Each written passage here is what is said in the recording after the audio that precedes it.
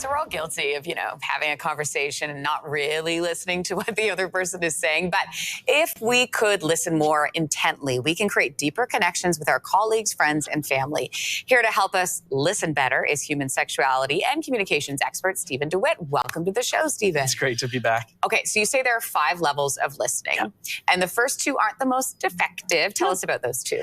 So the first one is interrupting, right? So you're just talking over that person and you're trying to use force to get that person to understand you.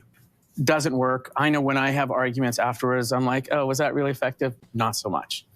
The second one is when you're waiting. It's like almost like you're in a debate. So you're giving that person time to finish their point, but you're just up in your head, like being like, when are they going to be done? Because then I want to hit them with my point. Oh, yeah. And you can sense it in their eyes. Totally. Too. They're not with you. They're not connecting.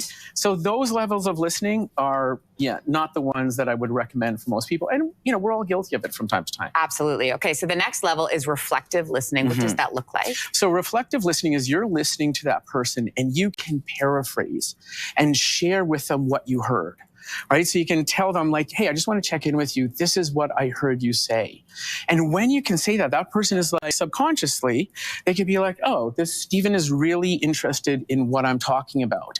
And he really gets where I'm coming from. And that starts shifting things because now you're kind of in their world and where they're coming from.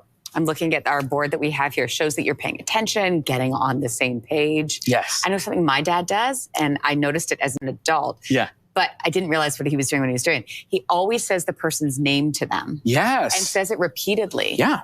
Now, I'm not sure if that's just, I should probably do that in my life to just make sure I remember the name as well. But also people love hearing the sound of their own name. It is magic. The more you can make it about that person and have them feel comfortable and de-escalate any kind of like tension or struggle or argument, the better it's going to be for you. What about empathetic listening? What is that exactly? So this is about tuning in and getting connected with the emotion behind the words.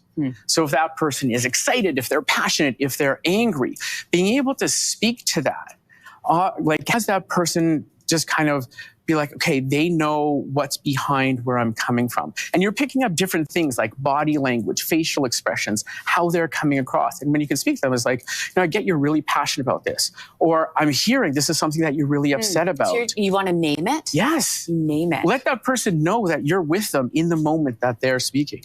That's so fast. Okay, so here you have listening past the words, getting to the motion, which you mentioned. Dial into those nonverbal cues. What do you mean by that exactly?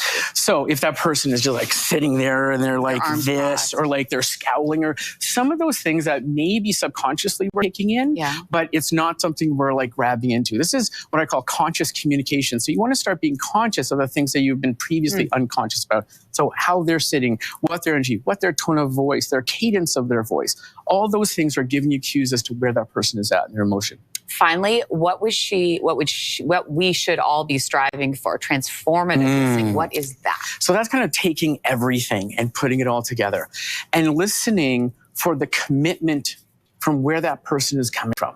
So every single time we have an interaction, there's a commitment behind the words. There's a commitment behind the communication that's there. It's like, oh, I get that this is something that's really important to you working on this project. Or I get that you're really committed to being a better partner.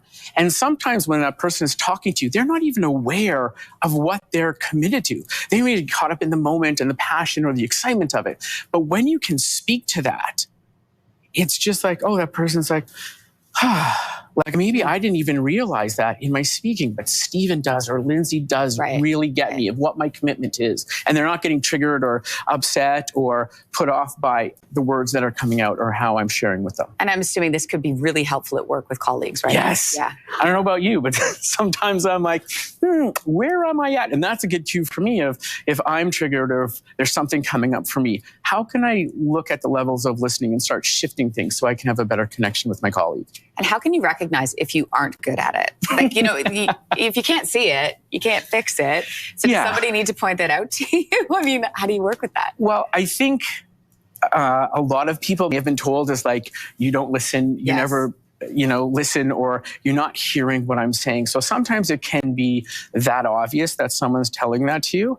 But again, what's there is Like if you're getting triggered, if you're up in your head having a conversation with yourself, you're not actually present with that person. And when you can get present with the person, that's when things begin to transform, because everybody just wants to be gotten. And when a person knows that you get them, that's really when you can start having that beautiful connection and start building off of things. You can really feel it. Yeah. It goes both ways, right? 100%. Stephen, great to have you here. My pleasure. Thanks so much. Great to listen to you. Okay, we'll be right back. The old listen joke.